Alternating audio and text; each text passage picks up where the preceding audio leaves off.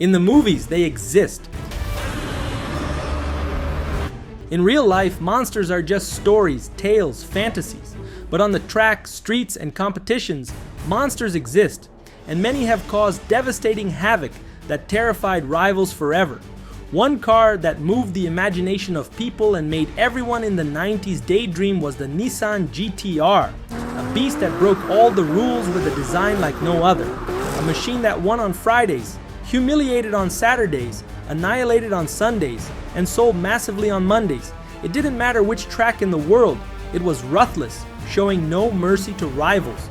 It emerged as a $1 million bet by a multi-million-dollar company, although its appearance in the world wasn't as easy as Godzilla's.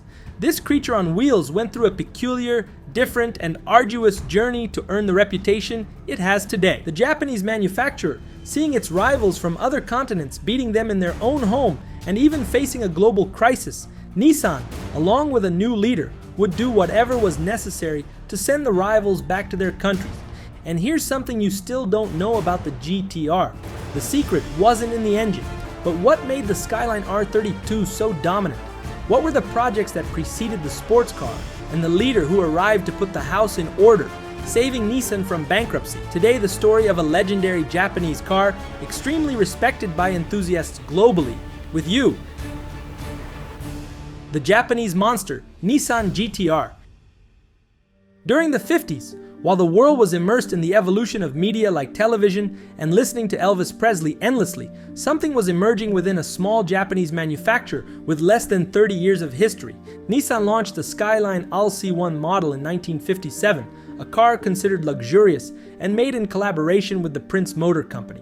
That peculiar name is simply the firstborn of the brand's most famous car, the powerful Nissan Skyline. But how did this classically styled car turn into the sports car you know, and which continues to be produced today? The 1957 model had performance very similar to standard sedans of the time, reaching around 140 km/h. The first major redesign occurred in 1961 with the Skyline Sport BLRA3.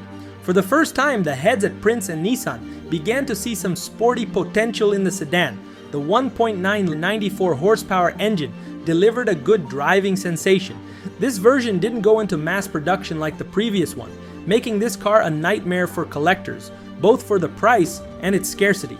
Up until now, the Skyline was nothing more than a nice, charming car, but nothing dominant in the automotive market. Until 3 years later, they found the car's true potential, and unlike the 1961 version, this one would compete on the tracks. Initially, the Skyline 2000 GT wasn't something for the Japanese public, who were used to more modest and compact things. The goal was to dominate the tracks and win high-caliber competitions. The car had a 5-speed manual transmission and a G7 6-cylinder engine that delivered what was expected on Japanese tracks, only falling behind a car made in Germany, the formidable Porsche 904. All the track success made the public interested in the model, and then Prince and Nissan prepared to deliver 2 versions of the model for the streets. The first was the GT-A, offering 105 horsepower. The GT-B version, on the other hand, was more powerful. It had 3 Weber 40 carburetors and robust 125 horsepower, allowing it to reach nearly 200 kilometers of top speed. When these versions of the 2000 GT were completed, within 10 years after the first Skyline, the name was already known throughout the country. All Japanese recognized the quality and high performance of the sports car. During this same period, the Prince Motor Company merged with Nissan, and now the projects would no longer bear its name, but it wouldn't be that easy. In 1972, the C110 generation of the Skyline arrived, featuring the 130 HP GTX version and the 160 HP GTR version, maintaining the good reputation of the sports car by winning several races in the Japanese Touring Car Championship. But in 1977, with the arrival of the C210 generation, the GTR initials were left out after a long time. The turbocharged model's main goal was to comply with the emission standards of the time. This opened up space for a secondary car to try to gain ground within the manufacturer, the Nissan Z. But this car couldn't hold a candle to what the Skyline 2000 GT-R had been. The car didn't perform well in tournaments and consequently didn't sell.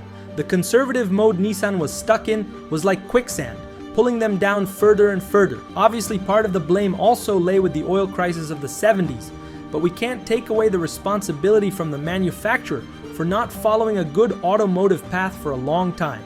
Years passed, but it seemed nothing changed within the manufacturer until a man appeared on the scene, a Japanese businessman willing to swim against the market's current and do revolutionary work within the Nissan factory.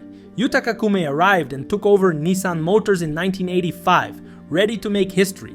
It had already been a decade since the automaker's last major success, and the crisis worsened everything. Manufacturers worldwide were halting their investment in sports cars and focusing on simple, low-cost things with the greatest mass appeal possible. Porsche was the prime example of this. They invested heavily in racing and performance, but at that point in the timeline, they had cut almost all expenses invested in the sportiness of their cars. Kume wanted the exact opposite. He would make Nissan bet like never before on the sportiness and power of their cars. The president of Nissan's first plan was simple and complex at the same time, considering the context of the time. He wanted to break the bubble, bringing global recognition to their cars. His goal became even clearer: create the best performance cars worldwide by 1990. And then, we were in the most important moment in Nissan's history. This move could have destroyed all the history that had been building since 1933. The strategy that could make their adversaries checkmate had a name. Just like a move in chess, this one was totally meticulous. This was the 901 movement. A year before Yutaka took over the manufacturer, something very important for the development of his plan, called the 901 movement, was created. The performance division of Nissan was born in 1984, known as Nismo. Yasuharu Namba was in charge of leading this new sector. Yasuharu had been the Japanese test driver since 1958, and under his command, Nismo entered the world of touring car racing in 1985. Despite being called the Japanese Touring Car Championship, it was a true global fight. BMW, Ferrari, Porsche, and Ford were competing on Nissan, Toyota, and Honda's turf. They were entered in Group A, and what did that mean? Like Group B, very famous for rally with quite liberal regulations, Group A had stricter rules and was the group with cars as close as possible to what people could buy in stores, making this group much more interesting for those wanting to boost sales, like Nissan. If they managed to defeat the famous Ford and BMW, undoubtedly people would buy their cars. Years before, in Group 5 races, the Nissan DR30 Skyline had performed well, but now they needed to have a car almost entirely original and competitive at the same time. The DR30 struggled to keep up with the best. The BMW 6 Series flew low, and the Honda Civics kept up, being the closest Japanese car to success at that time. Kume needed a new plan to achieve this. The DR30 was too outdated to win in that competitive category. Then, in 1986, Nissan debuted the R31, the first Skyline with the famous 6-cylinder RB engine.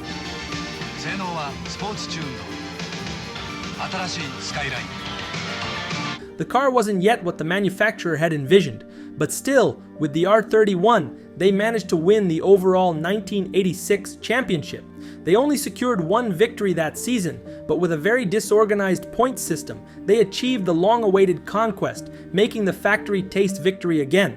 Nissan continued to develop and evolve to maintain titles in the long term, but they didn't count on the fact that across the Mediterranean Sea, there was a manufacturer aiming to reclaim the top podium spot, and for that, they were creating something that would be the greatest executioner of rivals in motorsport history, which you must know as the BMW M3 E30. The M3 came devastating all the Japanese, and to make matters worse, with Ford's launch the Sierra, the podium was now dominated by foreigners. No Japanese car could surpass these two models, and consequently, they saw their sales drop a little more each day. Some Japanese manufacturers tried to evolve their own models, but Nissan knew that to destroy this hegemony, they would need something entirely new. Do you remember the 901 movement? Well, Nissan would finally reap some good fruits from it. Out of the Yokohama factory came something you might call a supercar, the Nissan Mid 4. The sports car had a mid-mounted V6 3.0-liter engine, generating around 245 HP, all-wheel drive, and various technologies that would serve as the basis for future Nissan projects.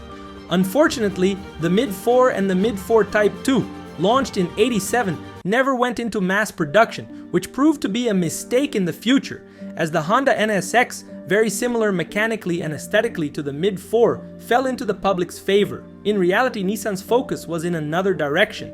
Kume remained obsessed with one car, one for which he would do anything to revive the sacred GTR badge. It had already been a decade and a half since the badge had adorned the Skyline, and now, with Group A, it was time for the